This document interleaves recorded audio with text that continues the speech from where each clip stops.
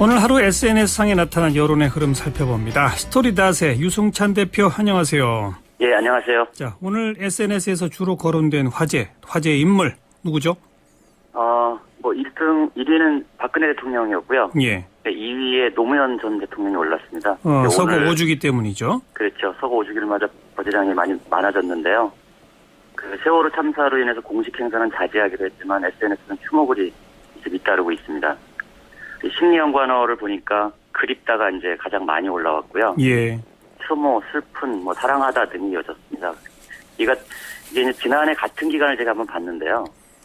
지난해 같은 기간에 한 27,000건 정도 추모글이 올라왔는데 오늘은 오후 3시 현재 6,000건이 더 늘어난 숫자가 됐어요. 그래서 예. 이 세월호 참사 국면과 관련해서 그리워하는 사람들이 좀 늘어나는 게 아닌가 이렇게 생각할 수 있겠습니다. 예. 그리고 3위, 4위는 박원순, 정봉준 후보가 올랐고요. 5위는 김기춘 비서실장. 그리고 어제 총리로 지명됐죠. 안대희 전 대법관이 6위에 올랐는데요. 재밌는 거는 심리연관은 1위가 비자금이 올랐어요. 비자금이요? 그래서 삼성 비자금 수사를 제대로 하지 않았다는 내용이 이제 비판적인 내용이 이제 많이 언급이 됐는데요. 예. 전체적으로 긍부정 분포를 보니까 19%대 64% 정도로 어제 오늘은 이 부정적인 반응이 더 많이 포착이 됐습니다. 예. 노무현 전 대통령 서거 5주기 때문에 2등에 노무현 전 대통령이 올랐는데 네. 관련해서 가수 이승환 씨가 주목을 받았네요. 네, 이 헌정곡을 발표하면서 주목을 받았는데요. 예. 이 서거 5주기 헌정곡 함께 있는 우리가 보고 싶다라는 제목의 노래와 이제 뮤직비디오를 공개한 것이 링크를 타고 많이 퍼졌습니다. 아하. 이 노래는 이제 이승환 씨 정규 앨범 11집 폴트플라이에 수록된 곡인데요. 노래는 도종환 시인이 작사를 하고 이승환 씨가 작곡을 한 걸로 알려져 있고요. 예.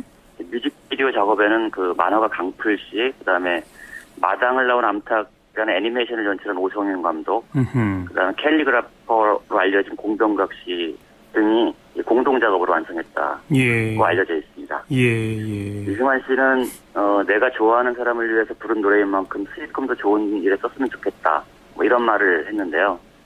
트위터 사용자들이 이에 대해서 그의 팬인 게 자랑스럽다면 공감을 표시하기도 했습니다. 예. 연관어들도 존경하다, 보고 싶다, 멋지다, 이런 긍정어들이 가득 분포했어요. 예. 그리고 오전부터 보니까 한기총 부회장의 발언 이런 게 막 주목받던데요.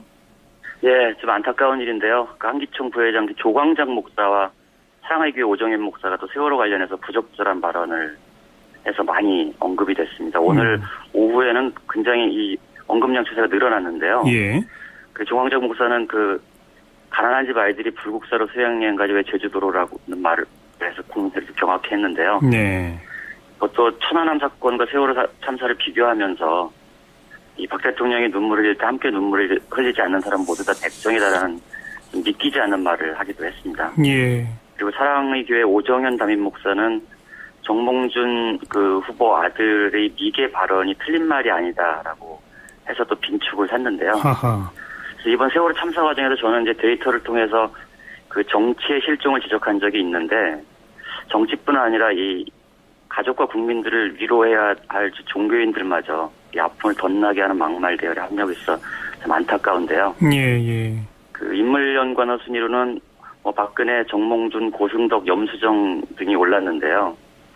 어제는 개성공단을 방문한 염수정 추기경의 경우 이제 팽목항을 안 가고 이 개성공단을 간 게 이게 국면 전환을 위한 게 아니냐 이런 의혹이 제기됐었고요. 예.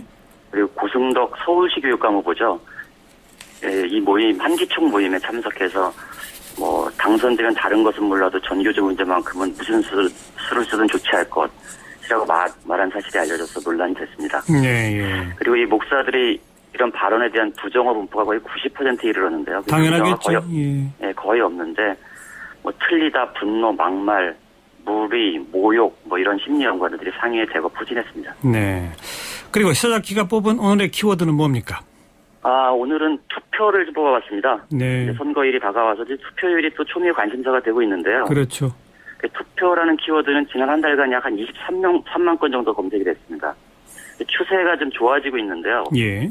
4월까지는 하루 5천 건 미만이었는데 5월 상반기에 1만 건 내로 늘었고요. 15일 이후에는 15,000건 내로 이제 늘어난 추세를 보이고 있습니다. 예. 네이버가 지금 우리 모두 투표 약속이라는 캠페인을 하고 있는데 여기에 이제 약속을 하고 이제 뭐 트위터나 페이스북으로 퍼나르는 참여자들이 좀 많이 늘어나고 있고요. 네. 네. 그리고 여기 이 심리연관어에 이제 이 부정선거라는 게 계속 올라오고 있습니다. 그래서 예. 이제 국정원 대선 개입 사건을 떠올리는 이제 부정선거를 막고 투표에 참여하자는 분위기들이 좀 있는 것 같고요. 아하. 그리고 소중하다, 필요하다, 뭐 이런 것들이 이제 언급되고 있습니다. 그래서 이 세월호 참사 전국이 이게 이 정당 지지율이 많이 이탈하지 않았습니까?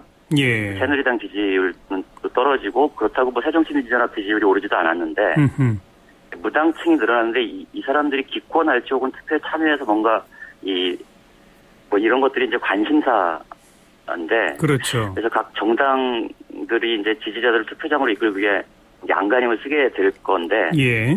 뭐 어떻게 결론이 날지 모르겠습니다. 아무튼 한 달간 제가 그래서 사전 투표 언급량도 따로 조사를 해봤는데 예.